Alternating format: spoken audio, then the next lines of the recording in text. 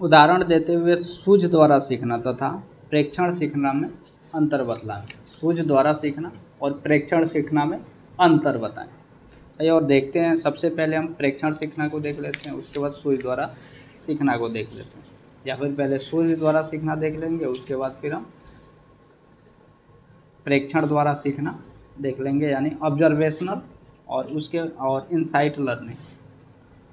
सूझ द्वारा सीखने का मतलब ही वही होता है कि व्यक्ति जो है अपनी सोच समझ का इस्तेमाल जितना बेहतरीन तरीके से करके किसी चीज़ को सीख लेता है। किसी चीज़ को देखने के बाद उसके बारे में सोचने की क्षमता बेहतरीन तरीके से आ जाती है, और ऑब्जर्व करके यानी किसी चीज़ को देख के और सीखना होता है। तो सूझ द्वारा सीखना यानी इनसाइट लर्निंग। सूझ द्वारा सीखना संज्ञानात्मक प्रक्रिया का दूसरा प्रमुख उदाहरण है। सूझपूर्ण सीखने की परिस्थिति में प्राणी के द्वारा जो समस्या का समाधान करने के लिए दिया जाता है, उसमें प्राणी के प्रयास के बावजूद भी कोई सफलता नहीं मिलती है और थोड़ी देर के लिए कर्तव्य विमूढ़ सा हो जाता है, तब अचानक उसे सफलता प्राप्त होती है। इस तरह से वह समस्या का समाधान कर चुका होता है, अर्थात सीखने की क्रिया पूरी हो चुकी होती है। मानव प्रयोज जब सूझ द्वारा किसी समस्या का समाधान करना सीखते हैं तो उसमें सूझ उत्पन्न होने पर एक विशेष तरह की अनुभूति भी उत्पन्न होती है, जिसे आहा अनुभूति यानी आहा एक्सपीरियंस भी कहा जाता है।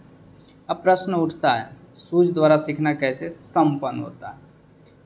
इसका संज्ञानात्मक उत्तर यह होगा कि सूझ में वातावरण में उपस्थित सभी वस्तुएं एवं घटनाओं का एक ऐसा प्रत्यक्ष ज्ञानात्मक पुनर्गठन होता है कि ऐसी वस्तुओं और घटनाओं के बीच एक नए संबंध का प्राणी अचानक प्रत्यक्षण करता है। जर्मन वैज्ञानिक कोहलर ने मुल्तान नाम के वनमानुष पर कई प्रयोग किए, जिसमें से स्पष्ट हुआ कि वनमानुष समस्या का समाधान अचानक सूझ द्वारा कर पाता था। सूझ द्वारा सीखने की एक अन्य विशेषता यह है कि सूझ द्वारा प्राणी जो भी सीखता है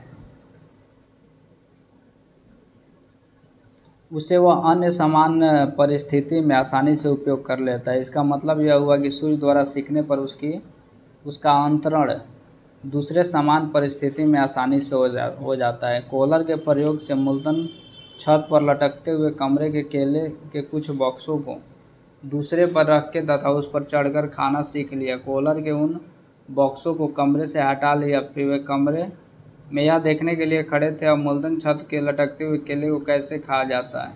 ऐसा देखा गया कि मुल्तन ने कोहलर का हाथ पकड़कर छत से लटकते हुए केले को नीचे खड़ा कर उन्हीं के कंधों पर चढ़कर केला खा लिया। यहाँ सुल्तान अपनी परिस्थिति में जो कुछ सूझ द्वारा सीखा था उसका स्पष्ट अंतरण दूसरी परिस्थिति में कर रहा था। सुल्तान द्वारा इस तरह के सूझ द्वारा सीखना स्पष्टता एक संज्ञानात्मक सीखना का उदाहरण है। उसके बाद प्रेक्षणात्मक सीखना। प्रेक्षणात्मक संज्ञानात्मक सीखना का एक अन्य उदाहरण है प्रेक्षणात्मक सीखना यानी ऑब्जर्वेशनल लर्निंग या इमिटेशन। प्रत्यक्ष प्रेक्षणात्मक सीखना जिसमें व्यक्ति दूसरे के व्यवहारों का अनुकरण करता है या कुछ विशेष मॉडल के व्यवहार उसके परिमाण को देखकर उसी के अनुरूप व्यवहार करना सीखता है। इस तरह के सीखना में व्यक्ति दूसरों को या किसी मॉडल विशेष को कुछ करते हुए देखता है तथा और साथ ही उस अमुक व्यवहार के परिणाम को भी देखता है। उससे प्रोत्साहित होकर बाद में वह खुद उस व्यवहार को करने लगता है और उसे सीख लेता है। इस क्षेत्र में अग्रणी शोध बेंडोरा एवं सहयोगियों द्वारा खासकर बच्चों पर अधिक किया गया है। बेंडोरा रॉस द्वारा किया गया बेबो डॉल प्रयोग सबसे मशहूर प्रयोग है। इसकी चर्चा यहाँ पे अपेक्षित है।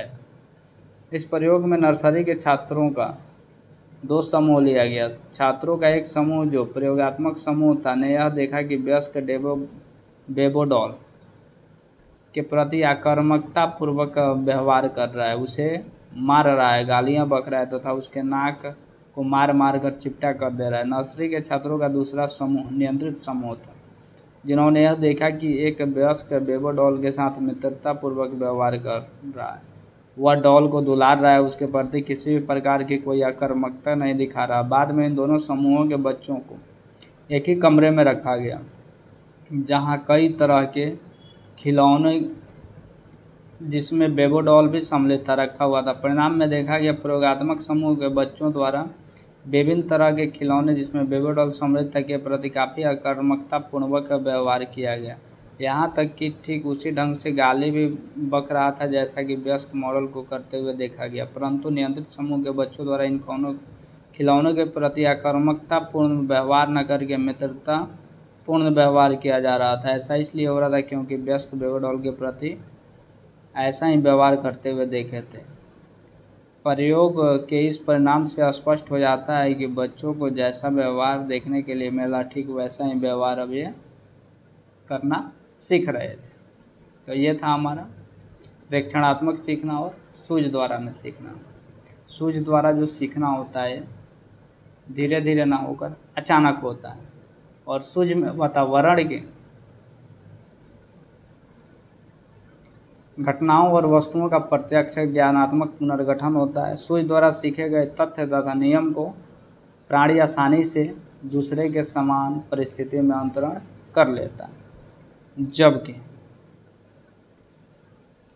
प्रेक्षणात्मक सीखना अवधान यानी अटेंशन पर डिपेंड करता है कि किसी भी चीज़ को हम कैसे ऑब्जर्व कर रहे हैं। स्मरण यानी रिमेम्बरिंग कि जिस चीज़ का हमने देखा है, अटेंशन लगाया, जिस चीज़ को हम सीखे हैं उसका हमें स्मरण कितना है। उत्पादन प्रक्रिया यानी प्रोडक्शन प्रोसेस, और चौथा है अभिप्रेरक यानी मोटिवेशन। तो इस पे डिपेंड करता है हमारा प्रेक्षणात्मक सीखना।